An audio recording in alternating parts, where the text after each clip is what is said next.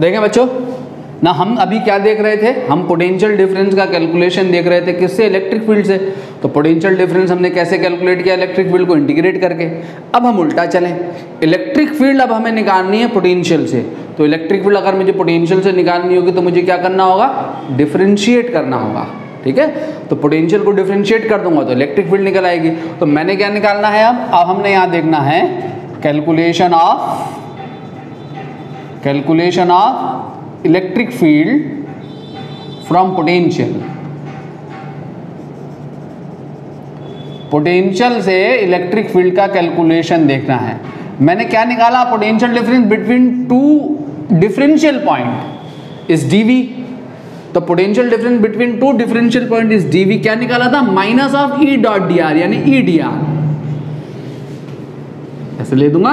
ठीक है, तो इलेक्ट्रिक फील्ड क्या आ जाएगी, E is equal to minus of D we upon d r. ठीक है, यानी ये क्या चीज है, ये क्या चीज है, पोटेंशियल का डिफरेंशिएशन है। किसके रिस्पेक्ट में, R इज द डिस्टेंस के रिस्पेक्ट में। तो ये क्या कहलाता है, पोटेंशियल ग्रेडियंट कहलाता है। तो इलेक्ट्रिक फील्ड किसके इक्वल होती है, नेगेटिव ऑफ पोटेंशियल ग्रेडियंट के इक्वल होती है। इलेक्ट्रिक फील्ड किसके इक्वल होती है, नेगेटिव ऑफ पोटेंशियल ग्रेडियंट के इक्वल होती है। ठीक है, नेगेटिव साइन क्या शो कर रहा है, ठीक है, negative of potential gradient, potential gradient.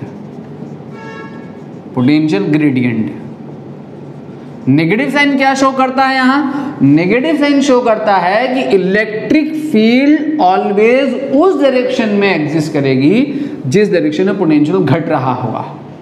ठीक है, electric field acts in the direction where potential decreases. और हमने पढ़ा है ना पिछली क्लासेस में इलेक्ट्रिक फील्ड लाइंस और प्रॉपर्टीज में कि इलेक्ट्रिक फील्ड लाइंस कहां से कहां रन करती है इलेक्ट्रिक फील्ड, हायर पोटेंशियल से लोअर पोटेंशियल की तरफ को, यानी जिस डायरेक्शन में हम चलने पे हमारा पोटेंशियल घट रहा होता है उस डायरेक्शन में फील्ड एग्जिस्ट करती है। तो negative sign shows electric field exist in the direction where potential decreases, जहां पोटेंशियल घट रहा होगा। ठीक है, तो अगर हमें पोटेंशियल से फील्ड निकालनी है तो ये कर देंगे। जैसे बहुत छोटा सा एग्जांपल, आपने पॉइंट चार्ज की वजह से पोटेंशियल निकाला, क्या निकालना, Q upon 4 pi epsilon naught R निकाला। फील्ड निकालनी minus d u upon d we upon d r कर दो। ठीक है, यहां इसको डालोगे तो Q upon 4 pi epsilon naught तो कांस्टेंट है, तो E बराबर minus Q upon 4 pi epsilon naught आपका कांस्टेंट है। तो D upon d r 1 upon R जाएगा ना, यहाँ ये रखोगे 1 अपॉन R ऊपर जाके -1। ठीक है, तो कितना हो गया, minus of Q upon 4 pi epsilon not minus 1 upon R square. अरे माइनस 1 अपॉन R स्क्वायर यार इतना तो जानते हो ना, -1 करोगे x पावर n का फॉर्मूला लगाओगे। ठीक है, n पहले ले लोगे और n में से 1 माइनस कर दोगे तो माइनस हो गया प्लस, तो कितना आ गया, Q upon 4 pi epsilon naught R square. ये आपकी फील्ड आ गई। तो पोटेंशियल से फील्ड निकाल लिया आपने, नेगेटिव पोटेंशियल ग्रेडियंट मार के। अब अगर आपको यह है, मान लो अगर आपको करना कैसे, अगर आपको दिया हुआ है potential as a function of x, potential only x का फंक्शन दिया हुआ है, तो फील्ड का ओनली एक ही कंपोनेंट होगा। तो फील्ड x डायरेक्शन में, पोटेंशियल x कोऑर्डिनेट की वजह से वेरी कर रहा है, x के वेरी करने से पोटेंशियल वेरी कर रहा है, तो फील्ड की डायरेक्शन कहाँ होगी, अलोंग x एक्सिस। कितनी होगी field, minus of dv upon dx होगी। अगर r का फंक्शन दिया हुआ तो माइनस dv अपॉन dr ले लोगे, x का फंक्शन दिया हुआ माइनस dv अपॉन dx अगर ये है। ठीक है, जैसे क्वेश्चन देखो यहाँ, जैसे आपके पास पोटेंशियल गिवन है 8x square volt, find field, ठीक है, and find field at p 2 meter, 2 meter, 2 meter. तो पहले जनरल एक्सप्रेशन निकालना फील्ड का, फिर इस पॉइंट पे निकालनी है। तो अब आपका क्या हो जाएगा, Ex is equal to D V, minus sign नहीं बोलना है, minus of D we upon D X, तो minus of D upon D X, V की जगह यहाँ पे डाल दो 8x², इसका इंटीग्रेशन कितना हो जाएगा -16x, तो फील्ड आ गई -16x। वेक्टर फॉर्म में लिखोगे तो -16x आई कैप, ठीक है, -16x आई कैप आपकी फील्ड आ गई। E is equal to -16x i cap, इतना न्यूटन पर कूलम फील्ड आ गई। अब आपको निकालनी है कहाँ, एट P 2,2,2 पे, तो x की जगह यहाँ पे 2 डाल दो, तो EX इज इक्वल टू आ गई -32 आई कैप न्यूटन पर कूलम, ठीक है, -32 आई कैप न्यूटन पर कूलम आ गई। अगर आपको फील्ड पोटेंशियल जो है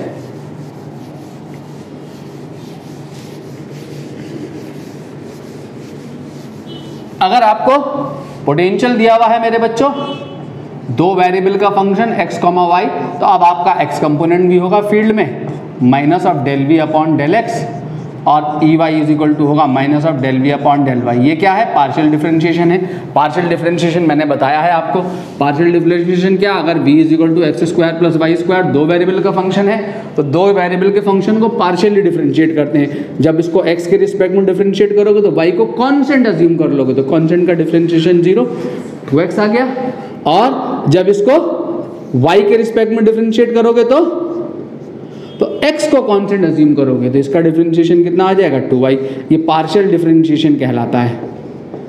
क्या कहलाता है, पार्शियल डिफरेंशिएशन। क्योंकि आप एक वेरिएबल के फंक्शन पे डिफरेंशिएट करते हो, तो आपने सिर्फ v बराबर x² को डिफरेंशिएट किया। अभी यहाँ हम यहाँ कितने वेरिएबल को डिफरेंशिएट कर रहे हैं, 2। एक और होता है z², तो del v upon del z, ठीक है, तो x और y कांस्टेंट अज्यूम हो जाते हैं, z वेरिएबल हो जाता, ठीक है। तो ये पार्शियल डिफरेंशिएशन आपका, तो फील्ड जो है वो आपकी क्या हो जाएगी, field is E is equal to EX i cap plus EY j cap. Simply EX plus EY मत कर देना, ये कंपोनेंट निकाले आपने फील्ड के, EX प्लस EY नहीं करना। मैग्नीट्यूड निकालोगे तो √EX² + EY² करना होगा, ठीक है, वेक्टर से जोड़ रहे होंगे। अगर आपके पास ये दिया हुआ पोटेंशियल, अगर आपको दिया हुआ 3 वेरिएबल का फंक्शन, तो अब आपके फील्ड के 3 कंपोनेंट होंगे यहाँ। एक होगा minus of del v upon del x, partial differentiation x के रिस्पेक्ट में करोगे, y और z को कांस्टेंट रख के, और E इज इक्वल टू हो जाएगा minus del v upon del y, partial differentiation y के रिस्पेक्ट में करोगे x और z को कांस्टेंट रखते हुए, और EZ जो होगा वो होगा आपका क्या, minus of del v upon del z, ठीक है। सो फील्ड आपकी क्या हो जाएगी, so field is again EX plus EY plus EZ मत कर दियो, ये कंपोनेंट्स हैं। क्या होगी फील्ड, वेक्टर क्वांटिटी है, क्या होगी, EX i cap plus EY j cap plus EZ के कैप, ठीक है। और अगर मैग्नीट्यूड चाहिए होगा तो EX plus EY plus EZ नहीं, √EX² plus EY² plus EZ²। एक इस पे क्वेश्चन देख लें,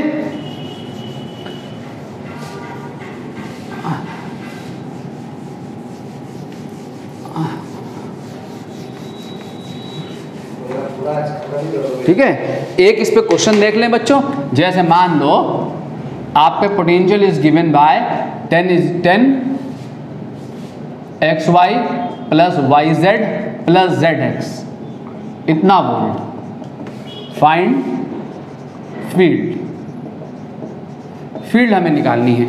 तो फील्ड निकालने के लिए 3 वेरिएबल हैं, तो x कंपोनेंट निकालो फील्ड का।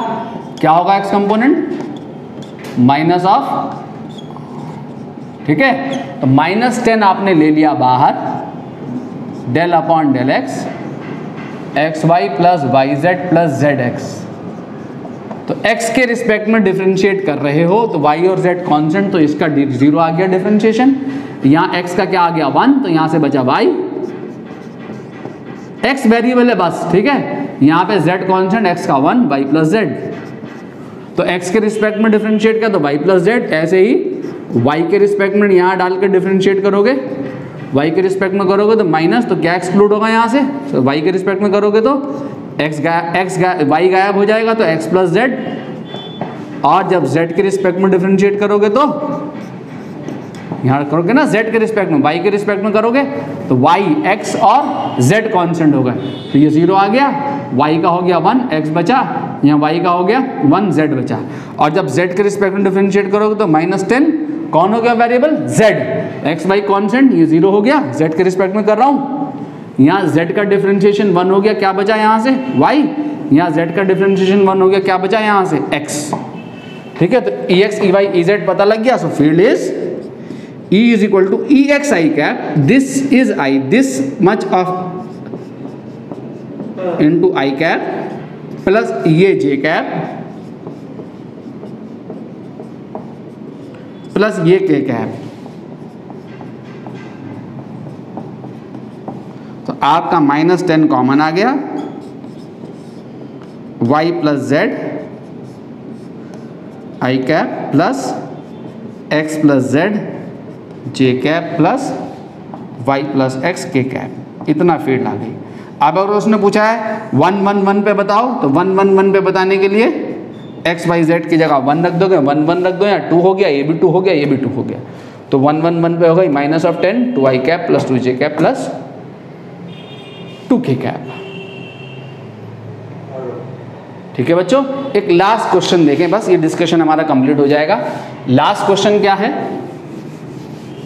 एक न्यूमेरिकल, लास्ट न्यूमेरिकल और ग्राफ पे देखें। हमने फील्ड क्या बताई थी, क्या बताया हमने, पोटेंशियल को कैसे कैलकुलेट किया, कैसे कैलकुलेट किया पोटेंशियल को, इलेक्ट्रिक फील्ड को कैसे कैलकुलेट किया, minus of dv upon dr। इसका मतलब क्या, dv अपॉन dr क्या होगा, slope minus of slope of vr graph. ठीक है, यानी अगर v और r में हमें ग्राफ दिया हुआ है, v और r में हमें ग्राफ दिया हुआ है, उससे अगर हमें फील्ड निकालनी है, तो फील्ड निकालने के लिए हम क्या करेंगे, स्लोप निकाल के उसके आगे माइनस साइन लगा देंगे। जैसे क्वेश्चन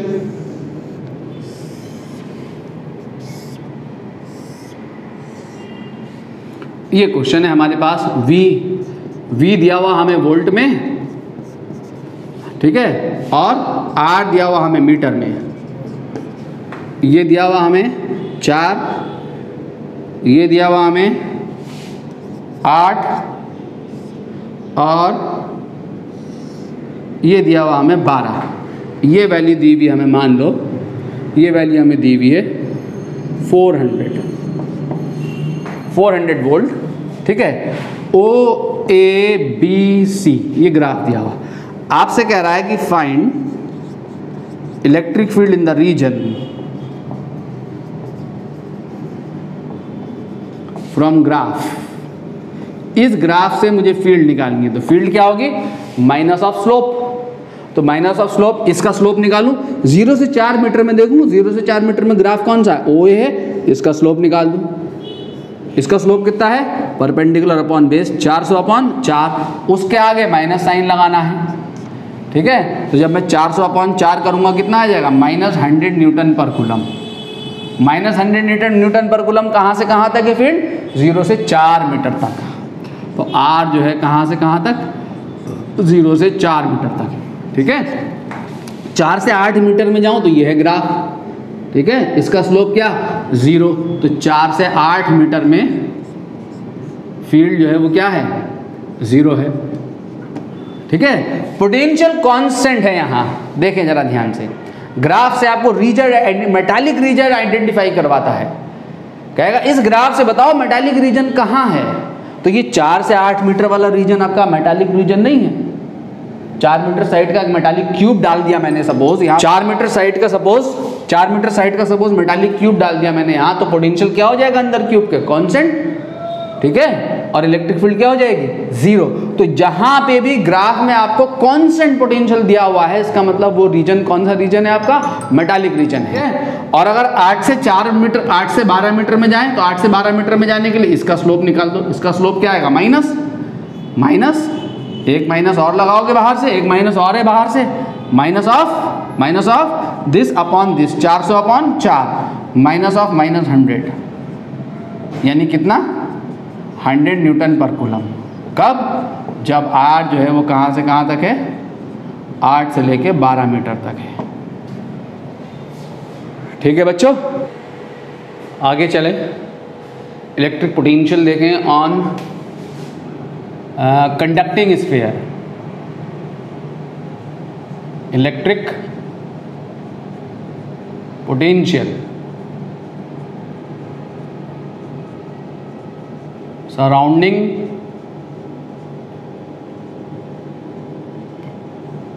कंडक्टिंग स्फीयर। तो कंडक्टिंग स्फीयर के लिए हमने इलेक्ट्रिक फील्ड का डिस्कशन किया है बच्चों।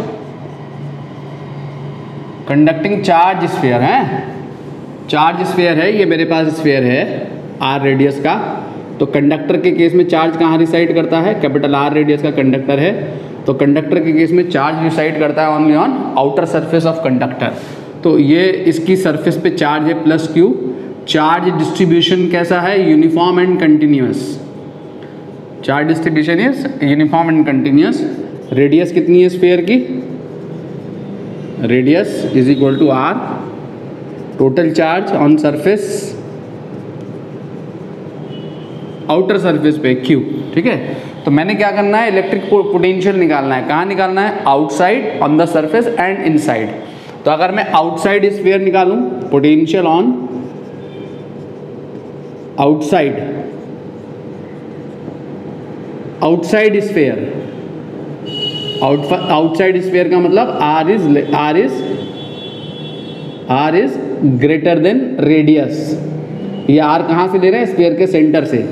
स्फीयर के सेंटर से दूरी, पॉइंट की दूरी उसके रेडियस से ज़्यादा, मीन्स हम आउटसाइड चले गए। ये हमारे पास स्फीयर है, ये कंडक्टिंग स्फीयर है, कहाँ से, आर रेडियस का कंडक्टिंग स्फीयर है। तो ये मेरे पास चार्ज है प्लस क्यू बच्चों। ठीक है, तो अगर मैं यहाँ आउटसाइड इस पॉइंट पे अगर आ जाऊँ, आर डिस्टेंस पे अगर ये पॉइंट है पी, तो इलेक्ट्रिक फील्ड कहाँ होगी, यहाँ होगी। और अगर डी आर देखूँ, डी आर कहाँ होगा, डी आर क्या चीज़ होगी, आर में स्मॉल इंक्रीमेंट। तो इस आर में स्मॉल इंक्रीमेंट डी आर भी इधर ही होगा। तो ई और डी आर के बीच का एंगल कितना है, यहाँ 0 डिग्री है। तो मैं पॉइंट पी पे पोटेंशियल निकालना चाहता हूँ, तो पॉइंट पी पे पोटेंशियल निकालने के लिए क्या करना होगा, work done in bringing a unit positive test charge from infinity to point P. तो याद करो, मैंने बताया था पॉइंट पी का पोटेंशियल क्या था, W infinity to that point, अगर B पे ला रहा हूँ, point B infinity to B upon Q naught is equal to, electric field हमने कैसे निकाला था, infinity to B E dot D r, याद है। ठीक है, तो मुझे पॉइंट P का पोटेंशियल निकालना है। तो पॉइंट P का पोटेंशियल क्या होगा, इस आउटसाइड पॉइंट का पोटेंशियल क्या होगा, V out is equal to, electric field मुझे पता है कितनी होती है इलेक्ट्रिक फील्ड, पॉइंट P पे इलेक्ट्रिक फील्ड कितनी है, 1 upon 4 pi epsilon naught Q upon R square, ये है इलेक्ट्रिक फील्ड। तो minus infinity to P E dot D r. ठीक है, E और डी आर के बीच का एंगल कितना है बच्चों, इन्फिनिटी से पॉइंट P तक। तो पॉइंट P का पोटेंशियल देगा ये। ठीक है, लास्ट लेक्चर में हम कर चुके हैं ना ये सब कुछ। तो हमारे पास क्या है, पिछले डिस्कशन में ये सारा हुआ है हमारा पोटेंशियल। तो अब हमें ई और डी आर के बीच का एंगल कितना है, यहाँ 0 डिग्री। तो आउटसाइड पॉइंट पे पोटेंशियल कितना होगा, आउटसाइड पॉइंट पे पोटेंशियल होगा ई डी आर कॉस 0। ठीक है, कॉस 0 1। ठीक है, ई की वैल्यू यहाँ से उठा के ये रखो, ई की वैल्यू यहाँ पे रखो, कहाँ से कहाँ तक, इन्फिनिटी से लेके पी तक। तो V out is equal to minus Q upon 4 pi epsilon not R square, ये E की वैल्यू डाल दी मैंने, ये इनटू डी आर, इन्फिनिटी से लेके कहाँ तक, P तक। अब लिमिट डाल दो, P की लिमिट क्या है, Q upon 4 pi epsilon not, minus बाहर आ गया, R की पावर -2 डी आर, किसकी लिमिट आनी है, R की लिमिट आनी है। R इन्फिनिटी के लिए कितना है, इन्फिनिटी है, और पॉइंट P के लिए कितना है, R है। तो इन्फिनिटी से R तक। ठीक है, और इसका इंटीग्रेशन कितना हो जाएगा, R की पावर -2 + 1 अपॉन -2 + 1, ये आएगा ना, यानी क्या आएगा, -1/r। तो ये इंटीग्रेशन आ गया आपका -1/r। तो V आउट आ गया -Q upon 4 pi epsilon not into -1/r, infinity से R। ठीक है, अपर लिमिट माइनस माइनस प्लस हो गया, upper limit minus lower limit करोगे तो आउटसाइड पोटेंशियल कितना है, 1 upon 4 pi epsilon not Q/r। तो जब भी इलेक्ट्रिक फील्ड होगी inversely proportional to R square, तो पोटेंशियल कैसे वेरी कर रहा होगा, इन्वर्सली प्रोपोर्शनल टू R। तो आउटसाइड पॉइंट पे पोटेंशियल कितना है, 1 upon 4 pi epsilon not Q/r। ठीक है, कंडक्टर के लिए हमने पॉइंट P पे पोटेंशियल का कैलकुलेशन कर लिया। डायरेक्टली आपको ये फॉर्मूले की ज़रूरत पड़ने वाली है आगे बार बार। ठीक है। तो आउटसाइड पॉइंट पे पोटेंशियल 1/4πε0 Q/r कंडक्टर की वजह से, ठीक है। कैसे है पोटेंशियल? पोटेंशियल के कंडक्टर ऐसे बिहेव कर रहा है जैसे कि whole of the charge is concentrated at its centre. Conductor का इंटायर चार्ज अगर इसके सेंटर पे रख दूं मैं, सपोज ऐसे बिहेव कर रहा है, तो पॉइंट चार्ज बना दूं, तो पॉइंट चार्ज की वजह से r डिस्टेंस पे जो पोटेंशियल होगा वही इस कंडक्टर की पे सरफेस, कंडक्टर की सरफेस पे जो चार्ज है उसकी वजह से सेंटर से r डिस्टेंस पे पोटेंशियल का एक्सप्रेशन, और वो एक्सप्रेशन क्या है? सेम है। क्या है? 1/4πε0 Q/r। अब मुझे चाहिए कहाँ? On surface. अगर हम सरफेस पे जाएं, ऑन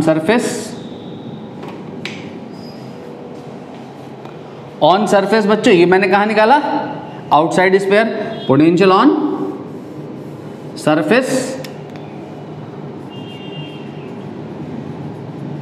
पोटेंशियल ऑफ सरफेस का मतलब r = r। यानी अब ये पॉइंट कहाँ चला आया? हमारा सरफेस पे चला आया, ठीक है। जब ये सरफेस पे चला आया तो इन्फिनिटी से सरफेस वाले पॉइंट तक इंटीग्रेशन लूंगा, और सरफेस पे फील्ड क्या होगी? 1/4πε0 Q/r² होगी। सरफेस से फील्ड ये होगी, सरफेस तक इंटीग्रेशन लूंगा, ठीक है। जब सरफेस तक इंटीग्रेशन लूंगा तो डायरेक्टली यहाँ पे एक्सप्रेशन में क्या आ जाएगा? 1/4πε0 Q/ radius of the sphere capital R, ठीक है।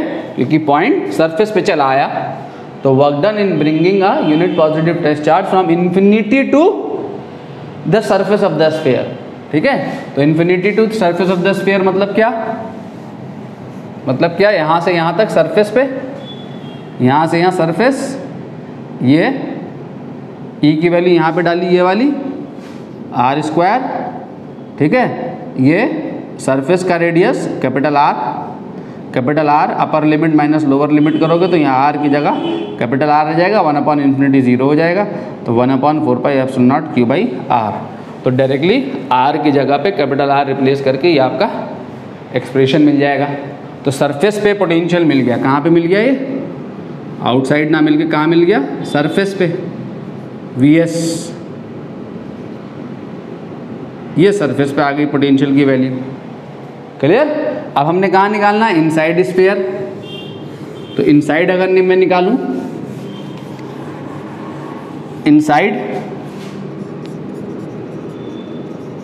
इनसाइड स्फीयर, कंडक्टिंग स्फीयर, याद रहे r is less then r, conducting sphere के अंतर्गत, ठीक है। तो कंडक्टर के इनसाइड पोटेंशियल निकालना है, तो ये हम कहाँ हैं? यहाँ इनसाइड किसी पॉइंट पे हैं, Vp इस पॉइंट पे हैं, ठीक है। ये r is the radius, charge कहाँ है? Only on outer surface. तो इनसाइड इलेक्ट्रिक फील्ड कितनी होती है जरा बताए तो सही? मेटालिक कंडक्टर के अंदर जो इलेक्ट्रिक फील्ड है वो क्या है? 0 है। इलेक्ट्रिक फील्ड क्या है? 0।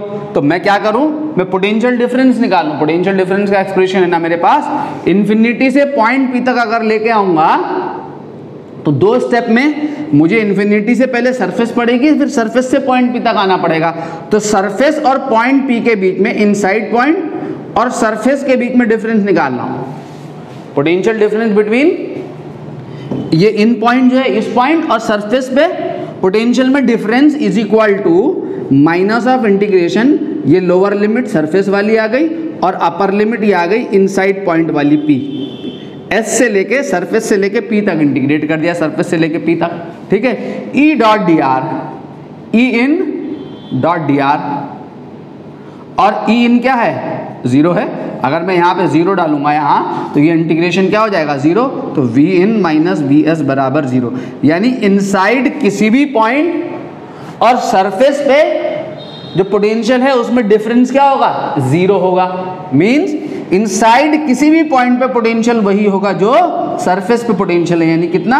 1/4πε0 Q/r, ठीक है। This means that entire body of the conductor including its surface is at constant potential. Conductor के एंटायर बॉडी, उसकी सरफेस को इंक्लूड करते हुए उसका पोटेंशियल क्या होता है? कांस्टेंट होता है, ठीक है बच्चों। अब अगर इसको प्लॉट देख लें, प्लॉट भी पूछता है आपसे, इसका प्लॉट अगर हम देख लें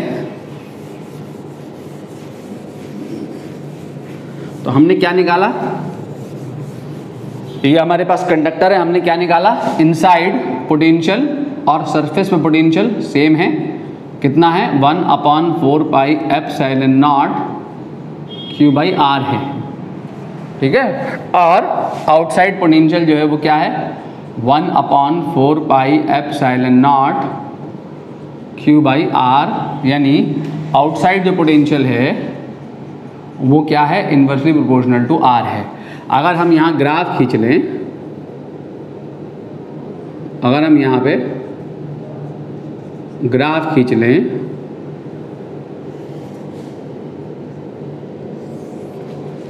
अगर मैं यहाँ पे ये ग्राफ खींचूँ, ये स्फीयर का सेंटर यहाँ पे R प्लॉट कर रहा हूँ और यहाँ पे पोटेंशियल प्लॉट कर रहा हूँ, ठीक है।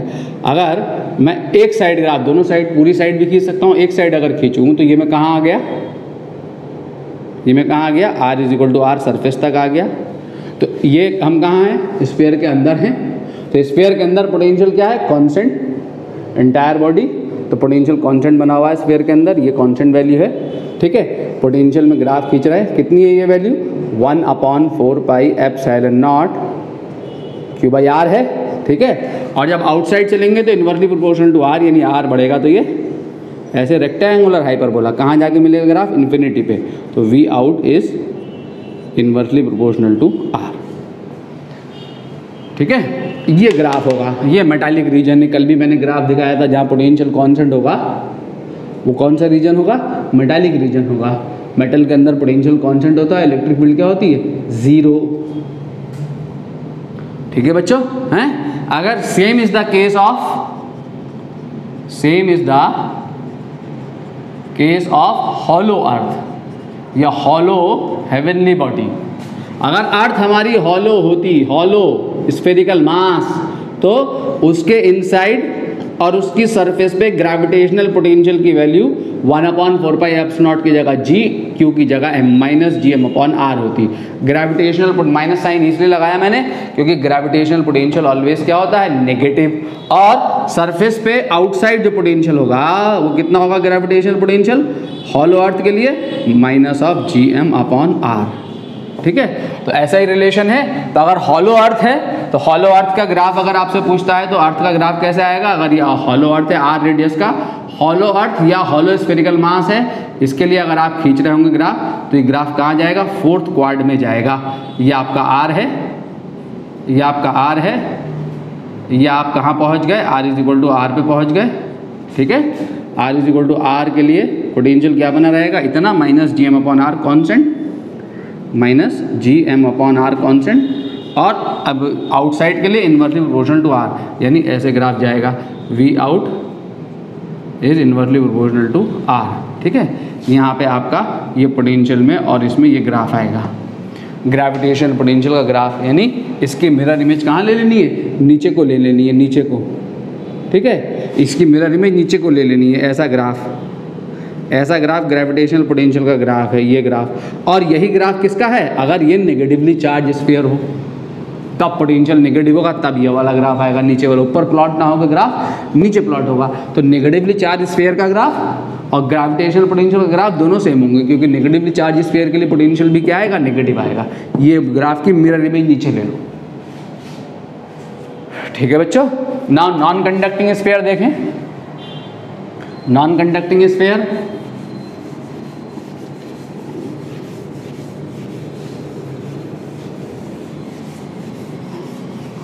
साइड में लिखते रहें ग्रेविटेशन का केस, सिमिलर केसेस, एनालॉजी।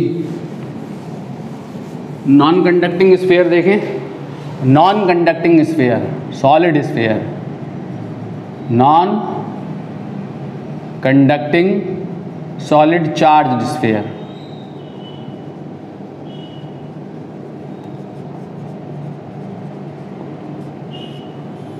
ठीक है। तो non conducting solid charge sphere में ये हमारे पास R रेडियस का स्फीयर है, total charge into the volume, volume charge distribution होगा यहाँ इज Q, ठीक है।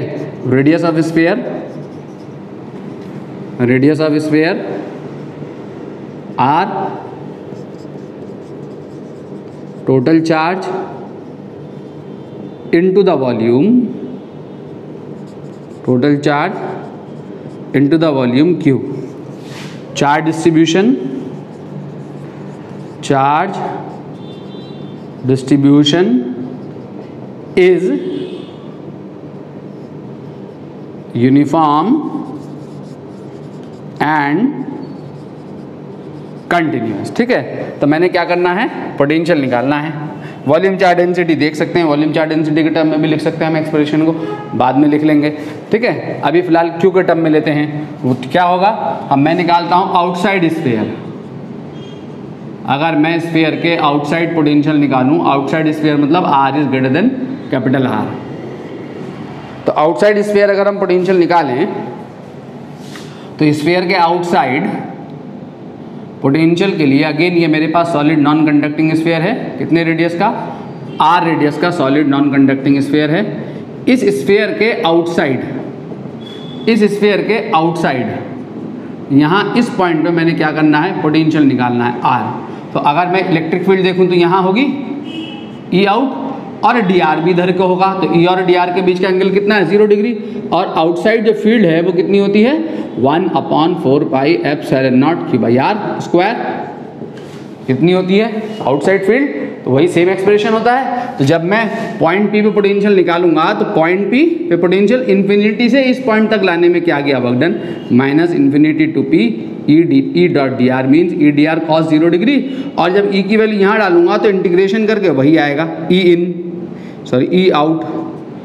ई आउट। जब यहाँ आप ई वैल्यू डाल के इंटीग्रेट करोगे तो पिछला वाला वही सेम एक्सप्रेशन मिलेगा जो अभी हमने मेटालिक कंडक्टर के लिए किया है, 1/4 pi epsilon naught Q upon R square.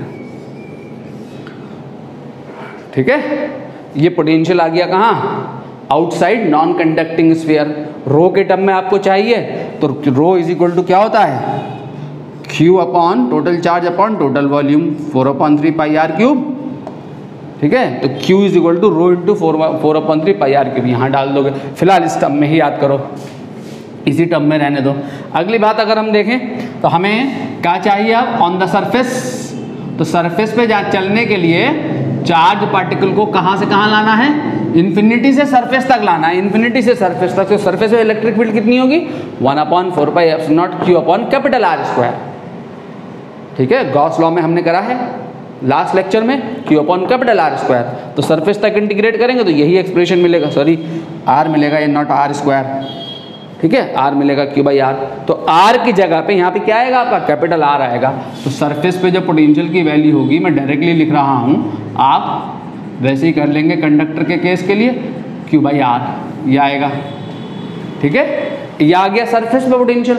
अब हमें कहाँ निकालना है, इनसाइड निकालना है। इनसाइड का कैलकुलेशन देखना है, इनसाइड स्फीयर। अगर स्फीयर के inside means R is less than capital R. अगर हम इस स्फीयर के अंदर चले जाएं, ये मेरा स्फीयर है, मैंने स्फीयर के अंदर इस पॉइंट का पोटेंशियल निकालना है।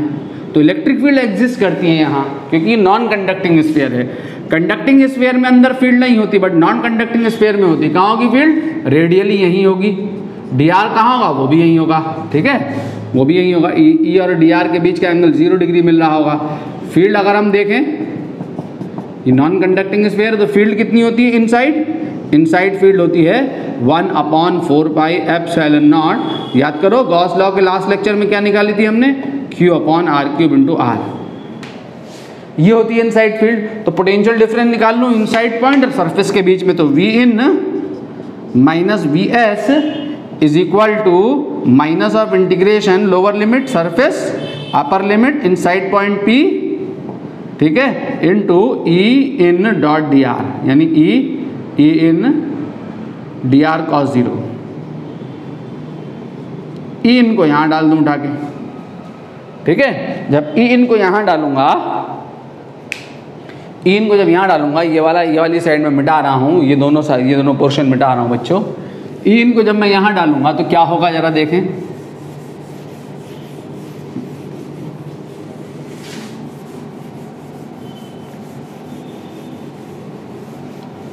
इन V in minus V S is equal to V in minus V S is equal to minus of integration क्या, Q upon 4 pi epsilon not R cube into R into D R. ये आ गया, ये constant है, are की limit लग जाएगी। इस सरफेस के लिए आर की लिमिट क्या है, कैपिटल आर है, और इनसाइड पॉइंट के लिए आर की लिमिट क्या है, स्मॉल आर है। ठीक है, और ये कांस्टेंट बाहर आ गया, तो V in minus V S is equal to minus of Q upon 4 pi epsilon not R cube, integration क्या हो गया, आर की पावर 1 है ना, 1 + 1 आर स्क्वायर अपॉन 2, कहाँ से लेके कहाँ तक, आर से लेके आर तक। तो V in is equal to, ये उधर जाके वी एस प्लस हो गया वी सरफेस। ठीक है, माइनस साइन ये है बाहर, minus sign Q upon 4 pi epsilon not R cube, ठीक है, आर क्यूब, यहाँ से क्या आ गया, upper limit minus lower limit, R square minus R square upon 2। ठीक है, यहाँ सरफेस डालो, तो वी इन बराबर सरफेस पे पोटेंशियल की वैल्यू कितनी है, 1/4 pi epsilon naught Q upon R. ठीक है, और यहाँ से डालो, यहाँ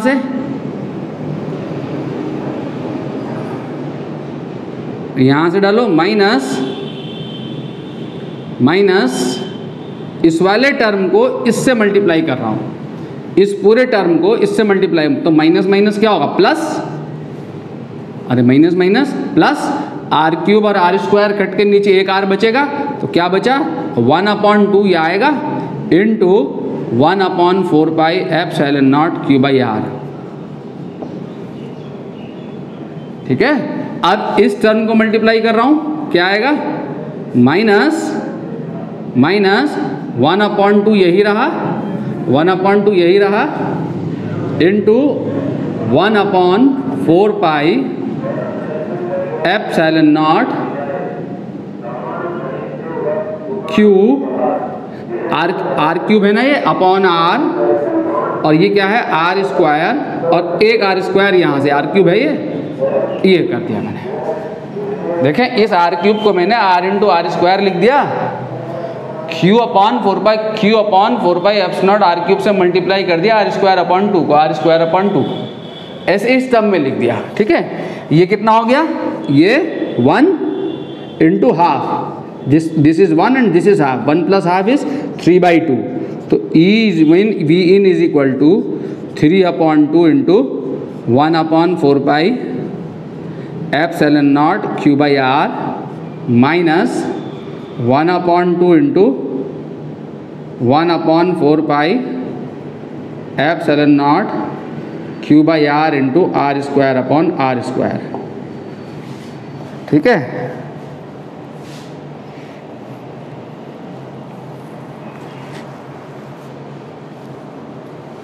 ठीक है,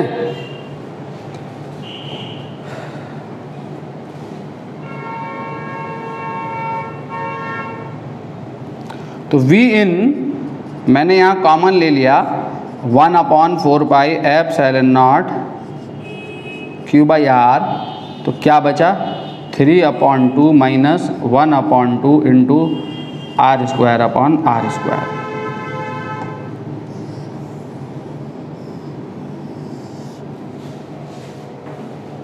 ये कहाँ पे है पोटेंशियल, इनसाइड स्फीयर के अंदर। ठीक है, क्लियर, ये इनसाइड आया पोटेंशियल का एक्सप्रेशन। ठीक, अगर इस एक्सप्रेशन को देखूं मैं, तो ये कौन सी इक्वेशन है, देख के बताएं बच्चों, कौन सी इक्वेशन है, ये स्क्वायर वाला टर्म है, ये है ना वेरिएबल स्मॉल आर, तो ये स्क्वायर वाला टर्म है, ये कांस्टेंट टर्म है, ये कांस्टेंट टर्म है, ये कहाँ है, सरफेस पे पोटेंशियल है, तो ये कौन सी इक्वेशन है, क्वाड्रेटिक इक्वेशन है। ये कौन सी इक्वेशन है, क्वाड्रेटिक इक्वेशन, और क्वाड्रेटिक इक्वेशन का ग्राफ कैसा होता है, पैराबोला होता है। क्वाड्रेटिक इक्वेशन का ग्राफ कैसा होता है, पैराबोला। ठीक है, तो सेंटर पे अगर हम निकालें एट सेंटर, यहाँ से यहीं से एट सेंटर, स्फीयर के सेंटर पे पोटेंशियल निकालूँ तो आर क्या हो जाएगा सेंटर के लिए 0। तो जब यहाँ पे 0 डालोगे तो ये टर्म 0 हो गया, ये टर्म 0 कर देगा पूरा, तो ये कितना बचेगा 3/2 ऑफ दिस। ठीक है, तो इन सेंटर पे जो पोटेंशियल की वैल्यू होगी 3/2 times of 1/4 pi epsilon naught Q by R, means centre पे जो पोटेंशियल होगा 1.5 times of potential at the surface, 1.5 गुना होगा सरफेस का। सेंटर पे जो पोटेंशियल है वो सरफेस पे पोटेंशियल का 1.5 गुना है।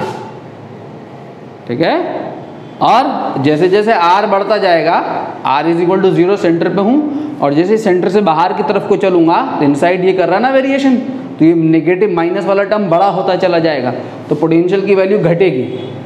तो सबसे ज़्यादा पोटेंशियल कहाँ होता है नॉन कंडक्टिंग स्फीयर के केस में? नॉन कंडक्टिंग स्फीयर के केस में सबसे ज़्यादा पोटेंशियल होता है at the centre of the sphere. ठीक है, और सेंटर से जब हम सरफेस की तरफ को चलते हैं तो पोटेंशियल घटता है। कैसे घटता है? ऐसे घटता है, इस इक्वेशन के अकॉर्डिंग घटता है, पैराबोला। ठीक है, सरफेस पे पहुंच के इतना हो जाता है Vs, सेंटर पे 1.5 Vs, सरफेस पे घट के Vs, और आउटसाइड फिर जो है घटता है। कैसे घटता है? Inversely proportional to R, V is equal to 1/4 pi epsilon naught Q by R. ठीक है, अगर इस सब को हम प्लॉट में ले लें, इस सब का प्लॉट अगर हम देखें, प्लॉट यहाँ बहुत इंपॉर्टेंट है, पूछता है एग्जाम में, इस सब को अगर हम प्लॉट करें तो क्या आएगा प्लॉट बच्चों?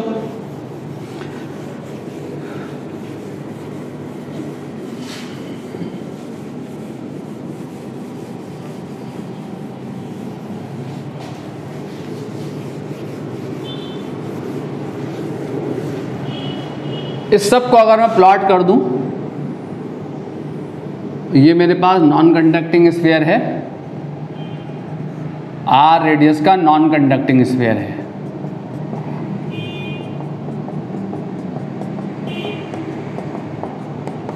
क्या है इनसाइड पोटेंशियल? इनसाइड पोटेंशियल है 1/4 pi epsilon naught Q by R into 3/2 minus 1/2 R square upon R square. ठीक है, सेंटर पे कितना है? सेंटर पे है 1.5 times of potential on the surface. ठीक है, सरफेस पे कितना है? 1/4 pi epsilon naught Q by R, और आउटसाइड कितना है?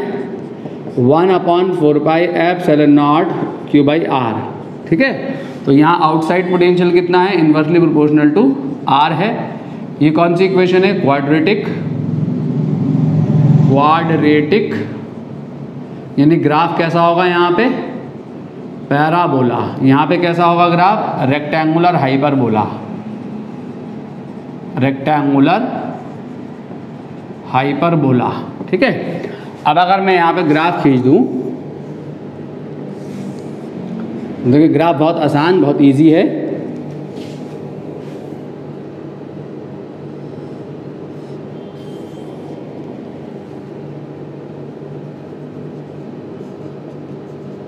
यहाँ पे आर ले रहा हूँ, ठीक है, और यहाँ पोटेंशियल ले रहा हूँ। ये हम कहाँ हैं? स्फीयर के अंदर है, तो ये स्फीयर का सेंटर है, आर इज इक्वल टू 0।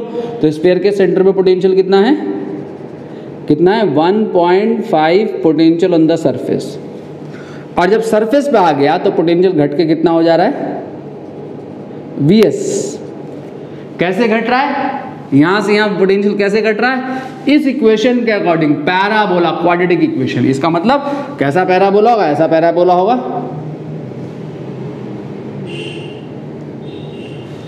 ठीक है, ये पैराबोला का वर्टेक्स होगा, नीचे को चलेगा पैराबोला, तो यहां से लेके यहां तक ग्राफ पैराबोला। ठीक है, पैराबोला सिर्फ इस रीजन में होगा, इस पोर्शन में होगा पैराबोला। इधर के लिए खींचना चाहते हो तो इधर के लिए खींचना चाहते हो तो पूरा एक्सटेंड हो जाएगा ग्राफ में। एक साइडेड, वन साइडेड खींचते हैं, दोनों साइड लेना चाहते हो तो दोनों साइडेड ले लो। ये लो, ये दोनों साइड आ गया ग्राफ। उधर पिछले वाले ग्राफ भी दोनों साइडेड ले सकते हैं। ये कहाँ आ गए हम? R is equal to minus R पे आ गए। पूरा खींच रहा हूँ, पूरे स्फीयर के लिए खींच रहा हूँ, समझ रहे? इसके बाद inversely proportional to R, rectangular hyperbola. ठीक है, आर इज ये V out is inversely proportional to R. One sided लेते हैं, इस साइड का लेते हैं, इस साइड का दिखाना चाहते हैं तो ऐसे inversely proportional to R V out.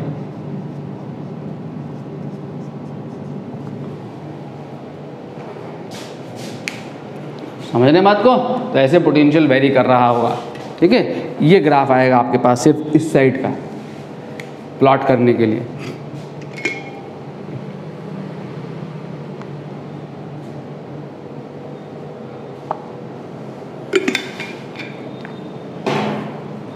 Clear? ये कौन सा केस है? Same is the case of earth, जो हमारा हॉलो ना होकर सॉलिड स्फेरिकल हेवनली बॉडी है, अर्थ जो हमारी प्रेजेंट अर्थ है, सॉलिड अर्थ, वो केस और ये केस दोनों सेम हैं। तो अर्थ के अंदर पोटेंशियल कितना? ग्रेविटेशनल पोटेंशियल 1/4π की जगह जी, ग्रेविटेशनल पोटेंशियल माइनस होगा तो minus of G m/r into 3/2 minus 1/2 into r² surface पे कितना? माइनस ऑफ gm/r और सेंटर पे कितना? 1.5 टाइम्स ऑफ द सरफेस। ठीक है, और आउटसाइड कितना? आउटसाइड पोटेंशियल कितना? Minus of gm/r gravitational potential. Graph कैसा? ग्राफ इसकी मिरर इमेज ले लो नीचे को, थर्ड क्वाड्रेंट में जाएगा क्योंकि नेगेटिव होता है ग्रेविटेशनल पोटेंशियल। तो मिरर इमेज लोगे तो 1.5 vs से vs ऐसे घटाओगे, 1.5 vs से vs, ये पैराबोला, उसके बाद ये रेक्टेंगुलर हाइपरबोला। ठीक है, इसकी मिरर इमेज नीचे को थर्ड क्वाड्रेंट में जा, फोर्थ क्वाड्रेंट में जाके प्लॉट होगा ग्राफ। ये फोर्थ क्वाड्रेंट वाला ग्राफ अलग से इस एक्सप्रेशन में यहाँ पे प्लॉट करेंगे, यहाँ पे प्लॉट कर लेंगे इस ग्राफ को। ये 1.5 vs, ये vs,